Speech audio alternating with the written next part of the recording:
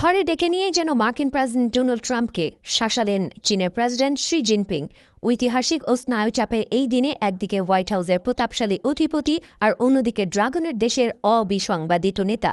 দুই বিশ্ব নেতার করমর্দনে আজ বেইজিংয়ে মাটি কাঁপলেও পর্দার আড়ালে কি যুদ্ধের দামামা বাজছে, নাকি সমঝোতার নতুন কোনো সমীকরণ তৈরি হচ্ছে? বৈঠকের শুরুতেই যেন বিনা মেঘে বজ্রপাত। চীনের প্রেসিডেন্ট শি জিনপিং সরাসরি হুঁশিয়ারি দিয়ে বলেছেন, তাইওয়ান ইস্যু নিয়ে খেলা বন্ধ না করলে চীন ও যুক্তরাষ্ট্র সরাসরি এক ভয়াবহ সংঘাতে জড়িয়ে পড়তে পারে। জিনপিংয়ের ভাষায় এটি কেবল একটি রাজনৈতিক বিরোধ নয়, বরং দুই দেশের সম্পর্কের জন্য এক বিপজ্জনক বারুদ। সামান্য এক ভুল পদক্ষেপ ছাই করে দিতে পারে বিশ্ব শান্তিকে। এদিকে নিজের চিরচেনা ঢঙে জবাব দিয়েছেন ডোনাল্ড ট্রাম্প।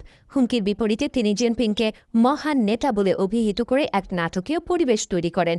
ট্রাম্প সাফ জানিয়ে দিয়েছেন, অনেকে তার এই প্রশংসা পছন্দ না করলেও তিনি সত্যি বলতেই ভালোবাসেন। তার দাবি, এই সম্মেলনটি হতে যাচ্ছে ইতিহাসের সর্ববৃহৎ এক মিলন মেলা, যা চীন মার্কিন সম্পর্ককে নিয়ে যাবে অনন্য উচ্চতায়।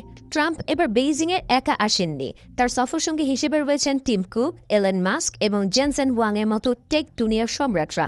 বৈঠকে মূল টেবিলে বসার আগেই ট্রাম্প দাবি তুলেছেন, মার্কিন শিল্পের জন্য চীনের বাজার পুরোপুরি উন্মুক্ত করে দিতে হবে, অর্থাৎ পাল্টাপাল্টি শুল্ক আর বাণিজ্যের লড়াইয়ে এবার ট্রাম্প চাইছেন এক চূড়ান্ত ফয়সালা।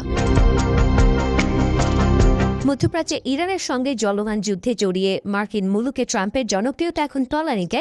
খাদের কিনারে দাঁড়িয়ে থাকা ট্রাম্প এখন চাইছেন বেইজিংয়ের সাহায্য। ইরানকে আলোচনার টেবিলে ফেরাতে শি জিনপিংয়ের মধ্যস্থতা তাঁর জন্য এখন লাইফলাইন। কিন্তু প্রশ্ন হলো, চীন কি সত্যি তেহরানকে চাপে ফেলে ওয়াশিংটনকে উদ্ধার করবে, নাকি ট্রাম্পকে খালি হাতেই ফিরতে হবে? শি জিনপিংয়ের প্রতিটি শব্দ ছিল মেপে মেপে বলা। তিনি মনে করিয়ে দিয়েছেন, চীন ও যুক্তরাষ্ট্রের সহযোগিতা মানেই বিশ্বের জয়, আর সংঘাত মানেই ধ্বংস। তবে তাইওয়ান ইস্যুতে তার কঠোর অবস্থান স্পষ্ট করে দিয়েছে যে বেইজিং কোনো অবস্থাতেই নিজের সার্বভৌমত্ব নিয়ে আপোস করবে না। ট্রাম্পের বন্ধুত্বের প্রস্তাবের আড়ালে লুকোনো হুঁশিয়ারি ঠিকই ধরতে পেরেছেন। তবে বৈঠকের বাইরের দৃশ্যটি ছিল মোহনীয়। শিশুরা ফুল আর পতাকা নিয়ে বিশ্ব নেতাদের বরণ করছে, কিন্তু অন্দরের চিত্রটি ছিল ঠিক তার উল্টো। এক একটি শব্দ, এক একটি চাহনি যেন এক একটি রণকৌশল। বিশ্লেষকরা বলছেন, গত কয়েক দশকের মধ্যে এটিই সম্ভবত সবচেয়ে গুরুত্বপূর্ণ দ্বিপাক্ষিক বৈঠক, যা নির্ধারণ করে দেবে আগামী কয়েক বছরের বিশ্ব অর্থনীতি ও যুদ্ধের মানচিত্র।